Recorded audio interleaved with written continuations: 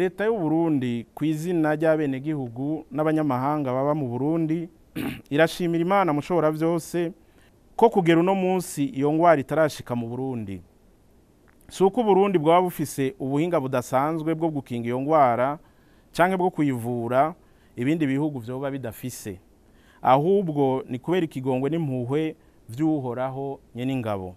Leta y'u Burundi isavye abenegihugu kutadebukirwa canke ngo bajyame umukondorazosi ngo nta coronavirus irashika mu gihugu.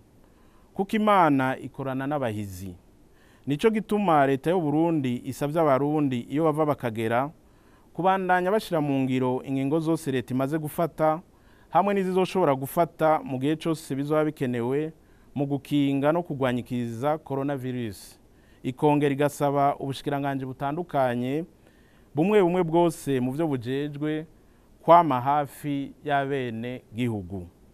Leta y'u Burundi irahumurije abarundi n'aba mu Burundi ko ibikoresho vyo gupima iyo ngwara biriho bikwiye kandi bikora neza. Nk'uko vyigaragaje igihe bapima wa mwigisha wo kw'ishuri y'Abafaransa, eka mbere n'abandi bose bapimwe, ibipimo vyarerekanye neza ko Imana yakinze ata coronavirus irashika mu Burundi.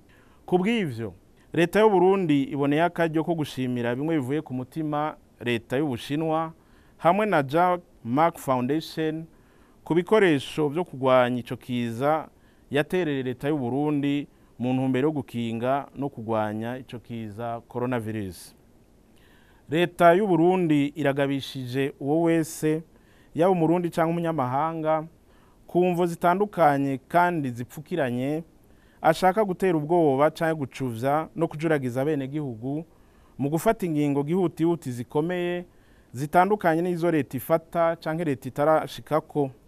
Aha twovuga nk'iyugagwa ry'ishuri ry'Ababirigi n'iry'Abafaransa ahe Bujumbura hamwe n'ibindi.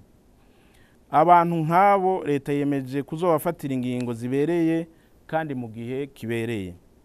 Leta y'u Burundi iriyamirije abo bose bakwiragiza ibihuha haba kuri za mbuga ngurukana bumenyi canke amaradiyo n'imboneshakure zikoresha bene ubwo buhinga bakwiragiza ibihuha ko leta y'u Burundi idafise ibikoresho vyo gupima iyo ngwara canke ko iriko irabihisha.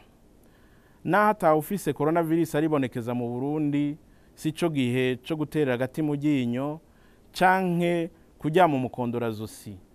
Utambana na mukeba ntakubita urugohe kandi ngo inkoni kubise mukeba uyirenza urugo.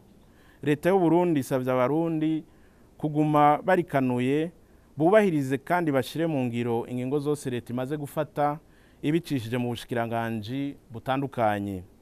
Mu gusozera, leta y'u Burundi isavye abarundi gutekana. Nkuko twashize Imana imbere, umurundi wese ahari hose asabwe guterera amasengesho yo gushimira Imana, kuyegera no kuyihamagara kugira ibandanye ikingira Uburundi, abarundi n'abanyamahanga baba mu Burundi.